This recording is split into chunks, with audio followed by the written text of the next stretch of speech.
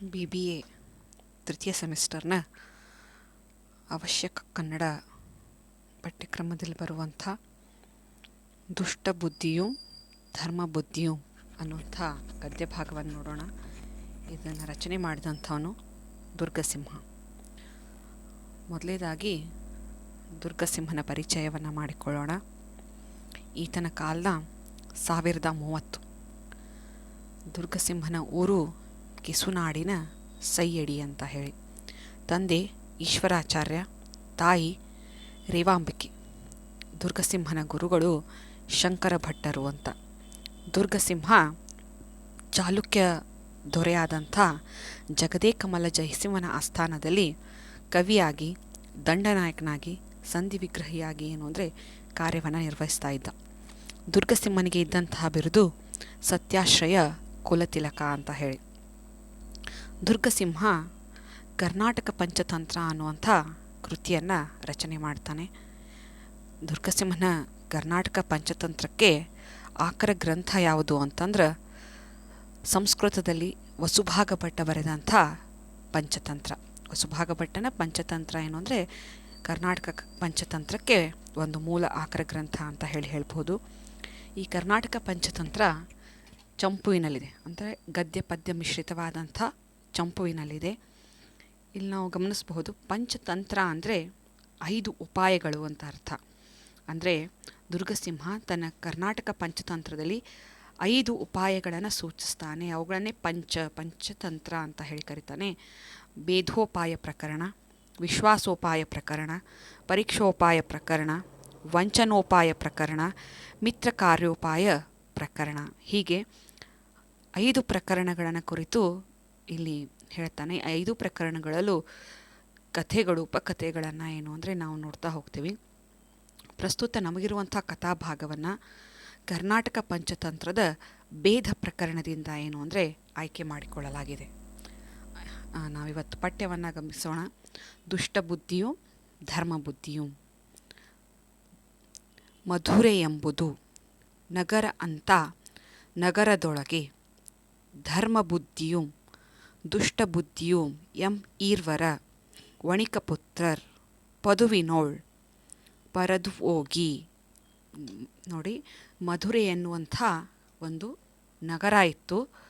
ಆ ನಗರದೊಳಗೆ, ಆ ನಗರದಲ್ಲಿ ಧರ್ಮ ಬುದ್ಧಿ ದುಷ್ಟ ಬುದ್ಧಿ ಎಂಬ ಈರ್ವರು ಅಂದರೆ ಇಬ್ಬರು, ವಣಿಕ್ಪುತ್ರರ್ ಅಂದರೆ ಇಬ್ಬರು ವಣಿಕರು ಅಂದರೆ ವ್ಯಾಪಾರಿಗಳು ಅಂತ. ಈ ಇಬ್ಬರು ವ್ಯಾಪಾರಿಗಳು ಪದುವಿನೋಳ್ ಅಂದರೆ ವ್ಯಾಪಾರಕ್ಕಾಗಿ, ಪರದು ಅಂದರೆ ಬೇರೆ ಊರಿಗೆ ಹೋಗಿ, ವ್ಯಾಪಾರಕ್ಕೋಸ್ಕರ ಅಂತ ಬೇರೆ ಬೇರೆ ಊರುಗಳಿಗೆ ಹೋಗ್ತಾ ಇದ್ರು. ಹಾಗೆ ವ್ಯಾಪಾರವನ್ನು ಮಾಡಿಕೊಂಡು ಬೇರೆ ಊರಿಗೆ ಹೋಗಿದ್ರು. ಪಿರಿದಪ್ಪ ಪೊನ್ನಂ ಪಡೆದು, ವ್ಯಾಪಾರಕ್ಕೆ ಹೋದಾಗ ಆ ವ್ಯಾಪಾರದಿಂದ ಸಾಕಷ್ಟು ಇವರಿಗೆ ಲಾಭ ಆಯಿತು. ಪಿರಿದಪ್ಪ ಹಿರಿದು ಅಂತ, ಬಹಳಷ್ಟು ದುಡ್ಡನ್ನು, ಪೊನ್ನು ಅಂದರೆ ಬಂಗಾರ ಅಂತ ಹೇಳ್ತೀವಿ ನಾವಿಲ್ಲಿ, ಬಂಗಾರವನ್ನು ಪಡೆದು. ಮಗುಳ್ದು ಅಂತಂದರೆ ವಾಪಸ್ ಅಂತ, ಅಥವಾ ತಿರುಗಿ ಬಂದು ಅಂತ. ನಿಜ ಜನ್ಮಭೂಮಿಯಪ್ಪಂ ಮಧುರಾಪುರದ ಬಹಿರ್ ಉದ್ಯಾನದೊಳಗೆ ಬೀಡಂಬಿಟ್ಟು ಅರ್ಧರಾತ್ರಿಯೋಳ್. ಏನು ಮಾಡಿದರು ಅಂದರೆ ವ್ಯಾಪಾರವನ್ನು ಮುಗಿಸ್ಕೊಂಡು ಅವರು ವಾಪಸ್ ಬರ್ತಿರ್ಬೇಕಾದ್ರೆ ನಿಜ ಜನ್ಮಭೂಮಿ ಅಂದರೆ ತಾವಿರುವಂಥ ಊರಿಗೆ ವಾಪಸ್, ಯಾವುದು ಮಧುರಾಪುರ ಅಥವಾ ಮಧುರೆ ಅಂತ ಏನು ಹೇಳ್ತಾ ಇದ್ದೀವಲ್ಲ, ಆ ಊರಿಗೆ ವಾಪಸ್ ಬರ್ತಿರ್ಬೇಕಾದ್ರೆ ಬಹಿರು ಉದ್ಯಾನವನದೊಳಗೆ ಬೀಡಂಬಿಟ್ಟು ಏನು ಮಾಡಿದ್ರು, ಅವಾಗೆಲ್ಲ ಸಂಚಾರಕ್ಕಾಗಿ ಸಾರಿಗೆ ಇರ್ತಾ ಇರಲಿಲ್ಲ, ನಡ್ಕೊಂಡೇ ಹೋಗಬೇಕಾದಂಥ ಸಂದರ್ಭ ಬರ್ತಾ ಇತ್ತು. ಹೀಗಾಗಿ ಸ್ವಲ್ಪ ವಿಶ್ರಾಂತಿ ತಗೋಬೇಕು ಅಂತ ಊರ ಹತ್ರನೇ ಇತ್ತು. ಆ ಊರ ಹೊರಗಡೆಗೆ ಒಂದು ಉದ್ಯಾನವನ ಇತ್ತು. ಆ ಉದ್ಯಾನವನದಲ್ಲಿ ಅಂತಂದರೆ ಇಬ್ಬರು ಬೀಡನ್ನು ಬಿಟ್ಟರು, ಅಂದರೆ ಅಲ್ಲೇ ವಿಶ್ರಾಂತಿಯನ್ನು ಪಡೀಲಿಕ್ಕೆ ಹೋದರು. ಎಂಥ ಸಂದರ್ಭದಲ್ಲಿ ಹೋದ್ರು ಅಂದರೆ ಅರ್ಧರಾತ್ರಿಯೋಳ್, ನಡುರಾತ್ರಿಯಲ್ಲಿ ಸ್ವಲ್ಪ ವಿಶ್ರಾಂತಿಯನ್ನು ತೆಗೆದುಕೊಳ್ಬೇಕು ಅಂತ ಆ ಉದ್ಯಾನವನದಲ್ಲಿ ತಂಗಿದ್ರು.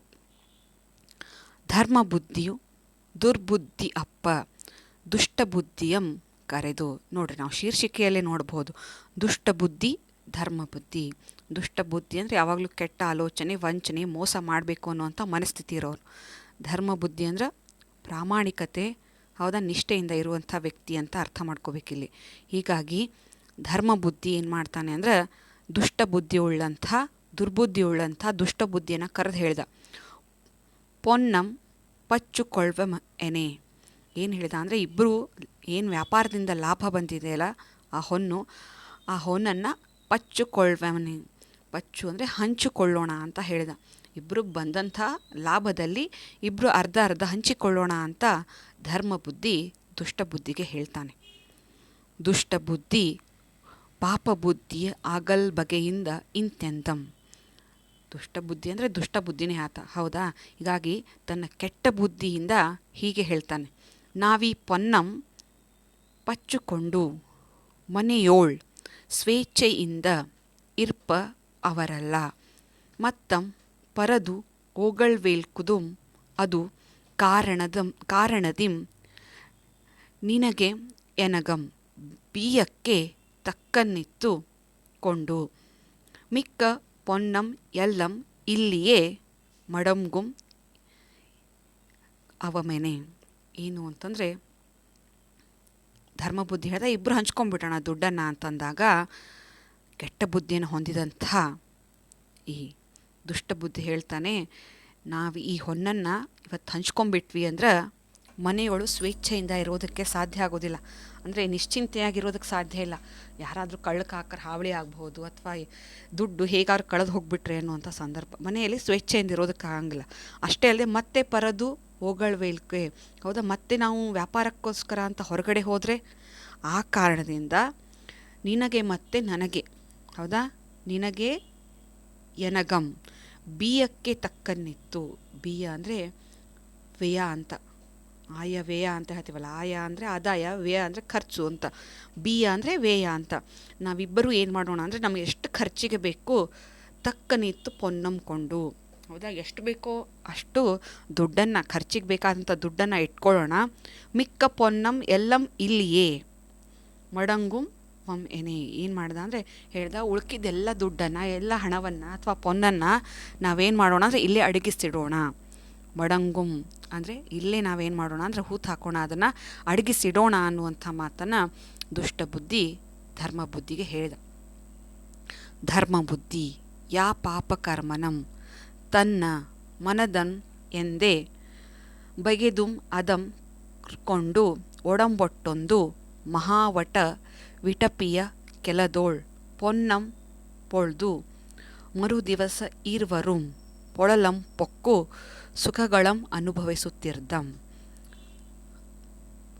ಪಾಪದವನಾದಂಥ ಧರ್ಮಬುದ್ಧಿ ತನ್ನ ಮನಸ್ಸಿನಿಗೆ ಹಾಗೆ ಇನ್ನೊಬ್ಬರು ಅಂತ ಅಂದ್ಕೊಂಡು ಒಡಂಬಟ್ಟು ಒಪ್ಕೊಂಡು, ಹೌದಾ, ಆ ಉದ್ಯಾನವನದಲ್ಲಿ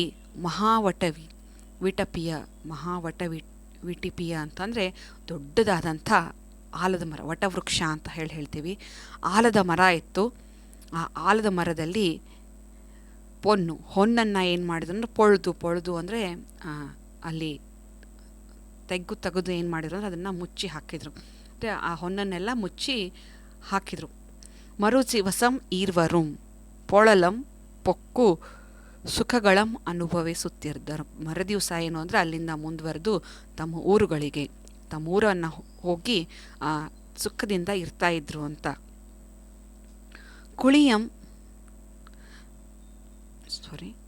ದುಷ್ಟಬುದ್ಧಿ ಧರ್ಮಬುದ್ಧಿಯಂ ವಂಚಿಸಿ ಪೋಗಿ ಪೊನ್ನಂ ಎಲ್ಲಂ ಕೊಂಡು ಕುಳಿಯಂ ಮುನ್ನಿನಂತೆ ಪೊಳ್ದು. ನೋಡ್ರಿ ಎಂಥ ವಂಚನೆ. ನಾನು ಆಗಲೇ ಹೇಳಿದೆ ದುಷ್ಟಬುದ್ಧಿ ಅಂತ ಹೇಳಿ, ಹೌದು. ದುಷ್ಟಬುದ್ಧಿ ಏನು ಮಾಡ್ದ ಅಂತಂದರೆ, ಸ್ವಲ್ಪ ದಿನ ಆದಮೇಲೆ ಧರ್ಮಬುದ್ಧಿಯನ್ನು ವಂಚಿಸಿ ಆ ಬಂಗಾರವನ್ನು ಹೂತಿಟ್ಟಂಥ ಜಾಗಕ್ಕೆ ಹೋಗಿ ಎಲ್ಲ ಹೊನ್ನನ್ನು ಏನು ಮಾಡ್ದ ಅಂದ್ರೆ ತೆಗೆದುಕೊಂಡ. ಆ ಕುಳಿಯನ್ನು ಅಂದರೆ ಆ ತೆಗ್ಗನ್ನು ಹೇಗೆ ತೆಗೆದಿದ್ನೋ ಹಾಗೆ ಸರಿಯಾಗಿ ಮತ್ತೆ ಮುಚ್ಚಿ ಕೆಲವಾನು ದಿವಸಕ್ಕೆ ತಾನೇ ಧರ್ಮಬುದ್ಧಿಯಲ್ಲಿಗೆ ಒಂದು ಬೀಯಕ್ಕೆ ಪೊನ್ನಿಲ್ಲಂ ಇನ್ನುಂ ಕಿರಿದು ಪೊನ್ನಂ ತೆಗೆದುಕೊಳ್ಳಂ ಬನ್ನಿಂ ಎಂದೊಡಗೊಂಡು ಪೋಗಿ ಪೂಳ್ದೊಡೆಯೋಳ್ ಪೊನ್ನಂ ಕಾಣದೆ. ಹೊನ್ನನ್ನೆಲ್ಲ ಮೋಸದಿಂದ ವಂಚನೆಯಿಂದ ತೆಗೆದುಕೊಂಡು ಹೋದಂಥ ದುಷ್ಟಬುದ್ಧಿ ಏನು ಮಾಡ್ದ ಅಂದರೆ, ಸ್ವಲ್ಪ ದಿನ ಆದಮೇಲೆ, ಕೆಲವು ದಿವಸ ಆದಮೇಲೆ ಧರ್ಮಬುದ್ಧಿಯಲ್ಲಿಗೆ ಬರ್ತಾನೆ. ಏನಂತ ಬರ್ತಾನಂದ್ರೆ, ಖರ್ಚಿಗೆ ಕೊಟ್ಟಂಥ ದುಡ್ಡೆಲ್ಲ ಮುಗಿದು ಹೋಯಿತು, ಅದಕ್ಕೆ ಈಗ ಖರ್ಚಿಗೆ ದುಡ್ಡಿಲ್ಲ, ಬಿಯಕ್ಕೆ ಪೊನ್ನಂ ಇಲ್ಲಂ, ಅದಕ್ಕೋಸ್ಕರ ಕಿರಿದು ಪೊನ್ನಂ, ಇನ್ನೂ ಸ್ವಲ್ಪ ದುಡ್ಡು, ಕಿರಿದಂ ಸ್ವಲ್ಪ ಅಂತ, ಇನ್ನೂ ಸ್ವಲ್ಪ ದುಡ್ಡನ್ನು ತೆಗೆದುಕೊಳ್ಳೋಣ, ನಡಿ ಹೋಗೋಣ ಅಂತ ಧರ್ಮಬುದ್ಧಿಗೆ ಹೇಳ್ತಾ ಇದ್ದಾನೆ ದುಷ್ಟ ಬುದ್ಧಿ. ಬನ್ನಿಂ ಎಂದೊಡಗೊಂಡು ಪೋಗಿ ಪೂಳ್ದೊಡೆಯೋಳ್ ಪೊನ್ನಂ ಕಾಣದೆ. ಎಲ್ಲಿ ಮುಚ್ಚಿಟ್ಟಿದ್ರು ಅದನ್ನು ಮತ್ತೆ ಅಗದಾಗ ಅಲ್ಲಿ ಹೊನ್ನು ಇರಲಿಲ್ಲ, ಯಾಕಂದರೆ ಈಗಾಗಲೇ ಅದನ್ನು ದುಷ್ಟ ಬುದ್ಧಿ ತೆಗೆದುಕೊಂಡು ಹೋಗಿದ್ದ ವಂಚಿಸಿ. ಪೊನ್ನಂ ಕಾಣದೆ ನೀನೆ ಇನ್ ಉಸಿರ್ದಿರ್ದೊಡೆ ಅನೃತಂ ತನ್ನ ಮೇಲೆ ವರ್ಪುದೆಂದು ಪೊನ್ನಂ ಎಲ್ಲಂ ನೀನೇ ಕೊಂಡೊಯ್ದೆ ಎಂಬುದು. ಅಲ್ಲಿ ದುಡ್ಡು ನೋಡಿದರೆ ದುಡ್ಡು ಇರಲಿಲ್ಲ. ಆವಾಗ ದುಷ್ಟ ಬುದ್ಧಿ ವಿಚಾರ ಮಾಡ್ದ, ಇನ್ನೇನಾದರೂ ಕೂತ್ಬಿಟ್ರೆ, ನಾನಿನ್ನು ಮಾತಾಡಲಿಲ್ಲ ಅಂದರೆ ಅನೃತಂ ಅನವಶ್ಯಕವಾಗಿ ಏನು ಅಂದರೆ ನನ್ನ ಮೇಲೆ ಏನು ಅಂದರೆ ಆಪಾದನೆ ಬರ್ತದೆ. ಹೀಗಾಗಿ ಏನು ವಿಚಾರ ಮಾಡ್ದ ಅಂದ್ರೆ, ಆ ಪೊನ್ನನ್ನೆಲ್ಲ ತೊಗೊಂಡವನು ಯಾರು ಅಂದರೆ ನೀನೇ ಧರ್ಮಬುದ್ಧಿ, ಇದೆಲ್ಲ ಕದ್ಕೊಂಡು ಹೋಗಿಯಾ ಅಂತ ಹೇಳಿ ಧರ್ಮಬುದ್ಧಿಯ ಮೇಲೆ ಏನು ಮಾಡ್ತಾನಂದ್ರೆ ಅಪವಾದವನ್ನು ಮಾಡ್ತಾನೆ ದುಷ್ಟ ಬುದ್ಧಿ. ಅತಿ ಕುಟಿಲ ಮನಂ ಧನಲುಪ್ತತೆಯಿಂದಂ ದುಷ್ಟ ಬುದ್ಧಿ ನುಡಿದಂ ಪುಸಿಯ. ನೋಡ್ರಿ, ಅತಿ ಕುಟಿಲ ಮನದಿಂದ, ಕುಟಿಲ ಅಂತಂದರೆ ವಂಚನೆಯಿಂದ, ಅತಿ ಕುಟಿಲ ಮನಸ್ಸಿನಿಂದ, ಕೆಟ್ಟ ಮನಸ್ಸಿನಿಂದ ದುಡ್ಡಿನ ಆಸೆಗೋಸ್ಕರ ದುಷ್ಟ ಬುದ್ಧಿ ಏನು ಮಾಡ್ದ ಅಂದರೆ ಪುಸಿಯಂ, ಹುಸಿಯನ್ನು ಅಂದರೆ ಸುಳ್ಳನ್ನು ಏನು ಮಾಡ್ತಾನೆ ಅಂದರೆ ಇಲ್ಲಿ ಹೇಳ್ತಾನೆ ಅಂತ. ಮತಿಗೆಟ್ಟು, ದುಡ್ಡು ಬಂದಾಗ ಅಥವಾ ಸುಳ್ಳು ಹೇಳಿದಾಗ ಮತಿಗೆಟ್ಟು ಅಂತ. ತಸ್ಕರಸ್ಯ ಋತಂ ಬಲಂ ಎನಿಪ ವಾಕ್ಯಂ ನೆನೆಯುತಂ, ಅಂದರೆ ಒಬ್ಬ ಕಳ್ಳನಿಗೆ ಯಾವಾಗಲೂ ಸುಳ್ಳೇ ಬಲ ಅಂತ. ಹೌದಾ, ಕಳ್ಳ ಒಂದು ಸುಳ್ಳನ್ನು ಮುಚ್ಚಿಡೋದಕ್ಕೆ ಕಳ್ಳ ಯಾವತ್ತೂ ತಾನು ಕಳ್ಳ ಅಂತ ಒಪ್ಪಿಕೊಳ್ಳೋದಿಲ್ಲ, ಹೌದಲ್ಲ. ಹೀಗಾಗಿ ತಸ್ಕರಸ್ಯ ನೃತಂ ಬಲಂ, ಕಳ್ಳನಿಗೆ ಯಾವಾಗಲೂ ಸುಳ್ಳೇ ಏನು ಅಂತ ಬಲ ಅನ್ನೋದನ್ನು ನೆನೀತಾ ದುಷ್ಟ ಬುದ್ಧಿ ಏನು ಮಾಡ್ದ ಅಂತಂದರೆ ಸುಳ್ಳನ್ನು ಹೇಳಿದ. ಅಂತೂ ದುಷ್ಟ ಬುದ್ಧಿಂ ಮುನ್ನಮೆ ಹಾ ಹಾ ಕೆಟ್ಟೆನೆಂದು ಬಾಯಂಬಸಿರಂ ಪೊಯ್ದುಕೊಂಡು. ನೋಡಿ ಎಂಥ ನಾಟಕವನ್ನು ಆಡ್ತಾ ಇದ್ದಾನೆ ದುಷ್ಟ ಬುದ್ಧಿ ಇಲ್ಲಿ. ಆಗಲೇ ಹೊನ್ನನ್ನೆಲ್ಲ ತಾನೇ ಕದಿದ್ದಾನೆ, ಆದರೆ ತನ್ನ ಮೇಲೆ ಅನುಮಾನ ಬರಬಾರ್ದು ಅಂತ ಒಂದು ರೀತಿ ಅಲ್ಲಿ ವಾತಾವರಣವನ್ನು ಸೃಷ್ಟಿ ಮಾಡ್ತಾ ಇದ್ದಾನೆ.